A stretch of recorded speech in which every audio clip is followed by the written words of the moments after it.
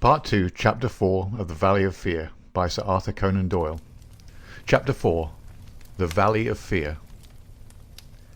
When McMurdo awoke next morning, he had good reason to remember his initiation into the lodge. His head ached with the effect of the drink, and his arm, where he had been branded, was hot and swollen.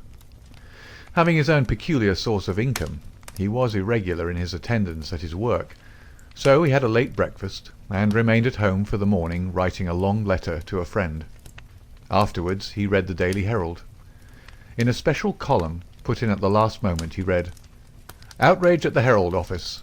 Editor seriously injured."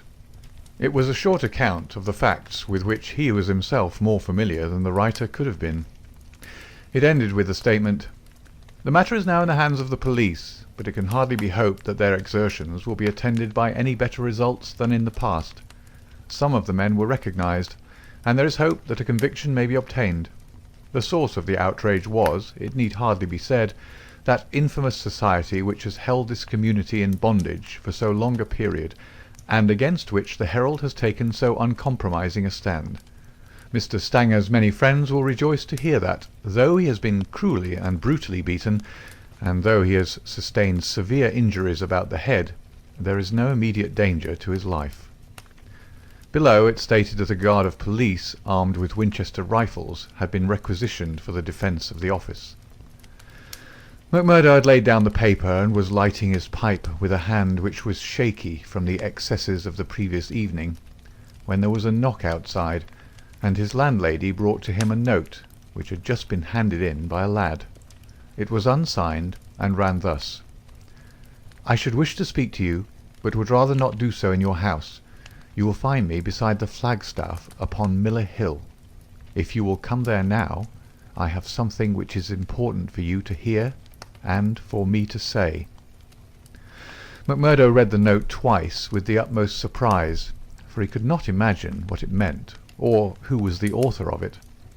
Had it been in a feminine hand, he might have imagined that it was the beginning of one of those adventures which had been familiar enough in his past life, but it was the writing of a man, and of a well-educated one too. Finally, after some hesitation, he determined to see the matter through.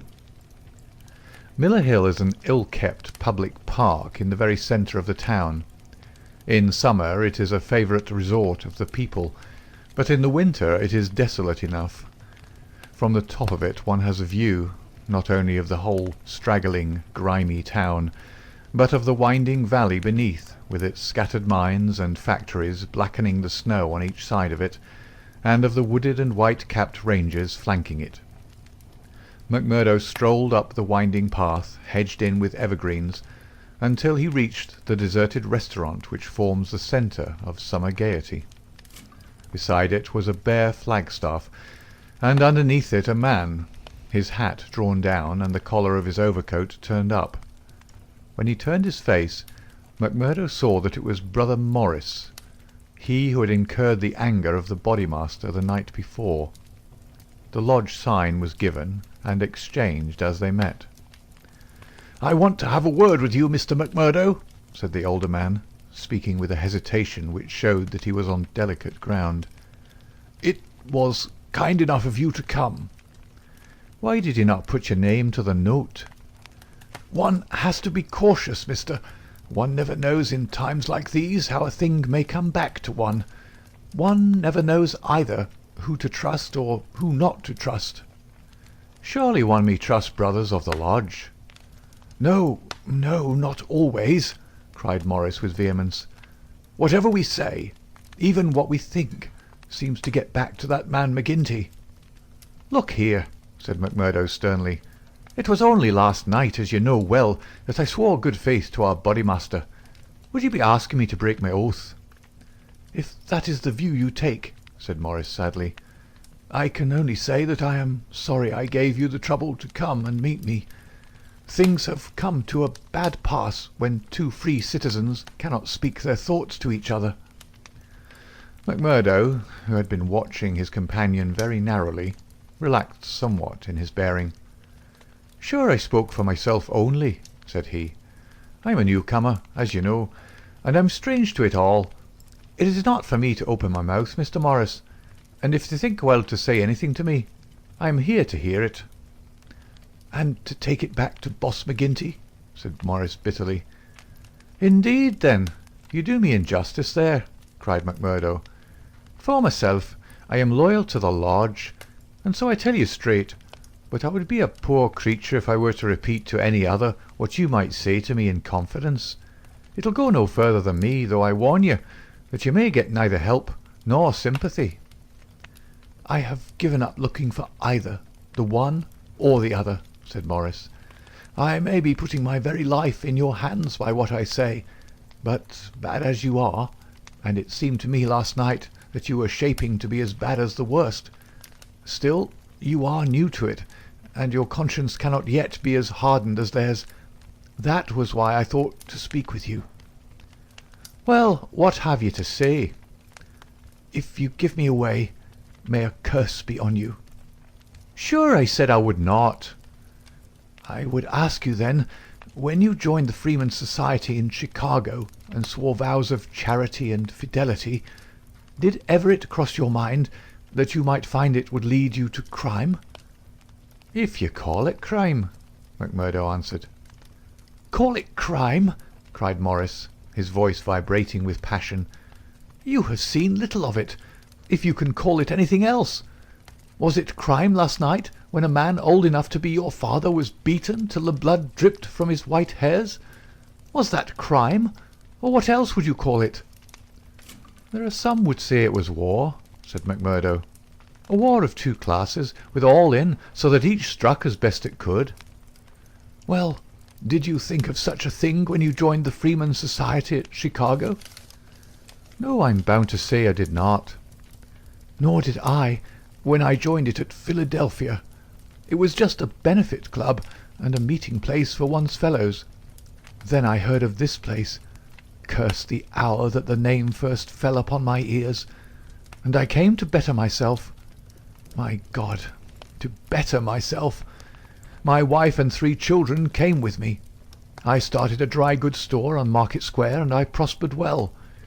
The word had gone round that I was a freeman, and I was forced to join the local lodge, same as you did last night. I've the badge of shame on my forearm, and something worse branded on my heart. I found that I was under the orders of a black villain, and caught in a meshwork of crime. What could I do? Every word I said to make things better was taken as treason, same as it was last night. I can't get away, for all I have in the world is in my store. If I leave the society, I know well that it means murder to me, and God knows what to my wife and children. Oh, man, it is awful, awful." He put his hands to his face, and his body shook with convulsive sobs. McMurdo shrugged his shoulders. "You are too soft for the job," said he. "You're the wrong sort for such work." "I had a conscience and a religion, but they made me a criminal among them. I was chosen for a job. If I backed down, I knew well what would come to me. Maybe I'm a coward. Maybe it's the thought of my poor little woman and the children that makes me one. Anyway, I went. I guess it will haunt me forever. It was a lonely house, 20 miles from here, over the range yonder. I was told off for the door, same as you were last night.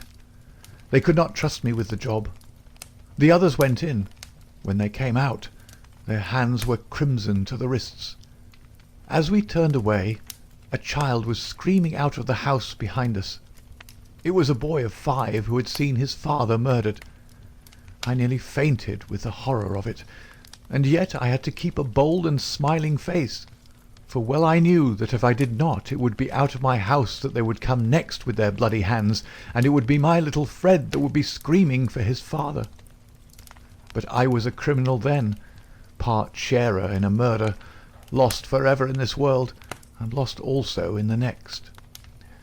I am a good Catholic, but the priest would have no word with me when he heard I was a scourer, and I am excommunicated from my faith. That's how it stands with me, and I see you going down the same road, and I ask you what the end is to be. Are you ready to be a cold-blooded murderer also? Or can we do anything to stop it?" "What would you do?" asked McMurdo abruptly. "You'd not inform?" "God forbid!" cried Morris. "Sure, the very thought would cost me my life." "That's well," said McMurdo. "I'm thinking that you're a weak man, and that you make too much of the matter." "Too much? Wait till you have lived here longer. Look down the valley. See the cloud of 100 chimneys that overshadows it. I tell you that the cloud of murder hangs thicker and lower than that over the heads of the people. It is the valley of fear, the valley of death. The terror is in the hearts of the people from the dusk to the dawn. Wait, young man, and you will learn for yourself." "Well, I'll let you know what I think when I have seen more," said McMurdo carelessly. "What is very clear is that you are not the man for the place, and that the sooner you sell out, if you only get a dime a dollar for what the business is worth, the better it'll be for you. What you've said is safe with me, but by gar, if I thought you were an informer—" "No, no!" cried Morris piteously. "Well, let it rest at that. I'll bear what you've said in mind, and maybe some day I'll come back to it. I expect you meant kindly by speaking to me like this. Now I'll be getting home." "One word before you go," said Morris. "We may have been seen together. They may want to know what we have spoken about." "Ah, that's well thought of." "I offer you a clerkship in my store." "And I refuse it. That's our business. Well, so long, Brother Morris, and may you find things go better with you in the future." That same afternoon, as McMurdo sat smoking, lost in thought beside the stove of his sitting-room, the door swung open and its framework was filled with the huge figure of Boss McGinty. He passed the sign, and then, seating himself opposite to the young man, he looked at him steadily for some time, a look which was as steadily returned. "I'm not much of a visitor, Brother McMurdo," he said at last. "I guess I'm too busy over the folk that visit me. But I thought I'd stretch a point and drop down to see you in your own house." "I'm proud to see you here, Councillor," McMurdo answered heartily, bringing his whisky bottle out of the cupboard. "It's an honour that I had not expected." "How's the arm?" asked the boss. McMurdo made a wry face. "Well, I'm not forgetting it," he said, "but it's worth it."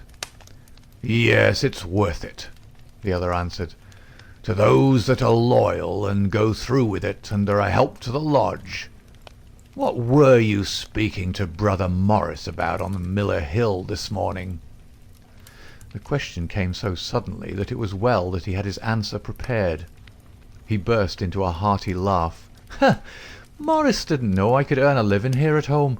He shan't know either, for he's got too much conscience for the likes of me. But he's a good-hearted old chap. It was his idea that I was at a loose end and that he would do me a good turn by offering me a clerkship in a dry goods store." "Oh, that was it?" "Yes, that was it." "And you refused it?" "Sure. Couldn't I earn 10 times as much in my own bedroom with 4 hours' work?" "That's so. But I wouldn't get about too much with Morris." "Why not?" "Well, I guess because I tell you not.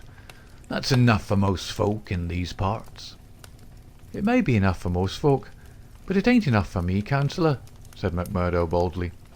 "If you're a judge of men, you'll know that." The swarthy giant glared at him, and his hairy paw closed for an instant round the glass, as though he would hurl it at the head of his companion. Then he laughed in his loud, boisterous, insincere fashion. "Ha! You're a queer card, for sure," said he. "Well, if you want more reasons, I'll give them. Did Morris say nothing to you against the lodge?"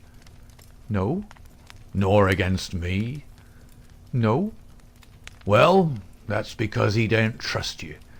But in his heart he's not a loyal brother. We know that well. So we watch him, and we wait for the time to admonish him. I'm thinking that the time is drawing near. There's no room for scabby sheep in our pen. But if you keep company with a disloyal man, We might think that you were disloyal too, see? There's no chance of my keeping company with him, for I dislike the man, McMurdo answered. As to being disloyal, if it was any man but you would not use the word to me twice. Well, that's enough, said McGinty, draining off his glass. I came down to give you a word in season, and you've had it. I'd like to know, said McMurdo, how you ever came to learn that I had spoken with Morris at all. McGinty laughed. It's my business to know what goes on in this township, said he. I guess you'd best reckon on my hearing all that passes. Well, time's up, and I'll just say... But his leave-taking was cut short in a very unexpected fashion. With a sudden crash, the door flew open, and 3 frowning, intent faces glared in at them from under the peaks of police caps. McMurdo sprang to his feet and half drew his revolver, but his arm stopped midway as he became conscious that 2 Winchester rifles were levelled at his head. A man in uniform advanced into the room, a 6-shooter in his hand. It was Captain Marvin, one of Chicago and now of the Mine Constabulary. He shook his head with a half-smile at McMurdo. I thought you'd be getting into trouble, Mr. Crooked McMurdo of Chicago, said he. Can't keep out of it, can you? Take your hat and come along with us. I guess you'll pay for this, Captain Marvin, said McGinty. Who are you, I'd like to know, to break into a house in this fashion and molest honest, law-abiding men? You're standing out in this deal, Councillor McGinty, said the police captain. We're not out after you, but after this man McMurdo. It is for you to help, not to hinder us in our duty. He is a friend of mine, and I'll answer for his conduct, said the boss. By all accounts, Mr. McGinty, you may have to answer for your own conduct some of these days, the captain answered. This man McMurdo was a crook before ever he came here, and he's a crook still. Cover him, patrolman, while I disarm him. There's my pistol, said McMurdo coolly. Maybe, Captain Marvin, if you and I were alone and face to face, you would not take me so easily. Where's your warrant? Asked McGinty. By gar, a man might as well live in Russia as in Vermissa while folk like you are running the police. It's a capitalist outrage, and you'll hear more of it, I reckon. You do what you think is your duty the best way you can, Councillor. We'll look after ours. What am I accused of? Asked McMurdo. Of being concerned in the beating of old Editor Stanger at the Herald office. It wasn't your fault that it isn't a murder charge. Well, if that's all you have against him, cried McGinty with a laugh, you can save yourself a deal of trouble by dropping it right now. This man was with me in my saloon playing poker up to midnight, and I can bring a dozen to prove it. That's your affair, and I guess you can settle it in court tomorrow. Meanwhile, come on, McMurdo, and come quietly if you don't want a gun across your head. You stand wide, Mr. McGinty, for I'll warn you, I'll stand no resistance when I'm on duty. So determined was the appearance of the captain that both McMurdo and his boss were forced to accept the situation. The latter managed to have a few whispered words with the prisoner before they parted. What about... He jerked his thumb upward to signify the coining plant. All right, whispered McMurdo, who had devised a safe hiding-place under the floor. I'll bid you goodbye, said the boss, shaking hands. I'll see Riley, the lawyer, and take the defence upon myself. Take my word for it that they won't be able to hold you. I wouldn't bet on that. Guard the prisoner, you two, and shoot him if he tries any games. I'll search the house before I leave. He did so, but apparently found no trace of the concealed plant. When he'd descended, he and his men escorted McMurdo to headquarters. Darkness had fallen, and a keen blizzard was blowing so that the streets were nearly deserted. But a few loiterers followed the group, and emboldened by invisibility, shouted imprecations at the prisoner. "Lynch the cursed scourer!" they cried. "Lynch him!" They laughed and jeered as he was pushed into the police station. After a short formal examination from the inspector in charge, he was put into the common cell. Here he found Baldwin and 3 other criminals of the night before, all arrested that afternoon and waiting their trial next morning. But even within this inner fortress of the law, the long arm of the freemen was able to extend. Late at night there came a jailer with a straw bundle for their bedding, out of which he extracted 2 bottles of whisky, some glasses, and a pack of cards. They spent a hilarious night without an anxious thought as to the ordeal of the morning. Nor had they cause, as the result was to show. The magistrate could not possibly on the evidence have held them for a higher court.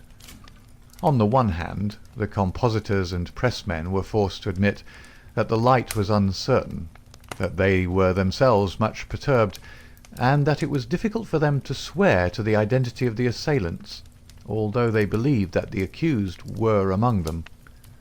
Cross-examined by the clever attorney who had been engaged by McGinty, they were even more nebulous in their evidence.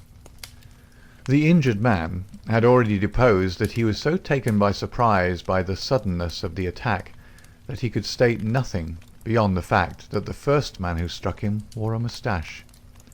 He added that he knew them to be scourers, since no one else in the community could possibly have any enmity to him, and he had long been threatened on account of his outspoken editorials. On the other hand, it was clearly shown by the united and unfaltering evidence of 6 citizens, including that high municipal official, Councillor McGinty, that the men had been at a card party at the Union House until an hour very much later than the commission of the outrage. Needless to say that they were discharged with something very near to an apology from the bench for the inconvenience to which they had been put, together with an implied censure of Captain Marvin and the police for their officious zeal. The verdict was greeted with loud applause by a court in which McMurdo saw many familiar faces. Brothers of the lodge smiled and waved, but there were others who sat with compressed lips and brooding eyes as the men filed out of the dock. One of them, a little dark-bearded, resolute fellow, put the thoughts of himself and comrades into words as the ex-prisoners passed him. "You damned murderers," he said. "We'll fix you yet." End of chapter 4.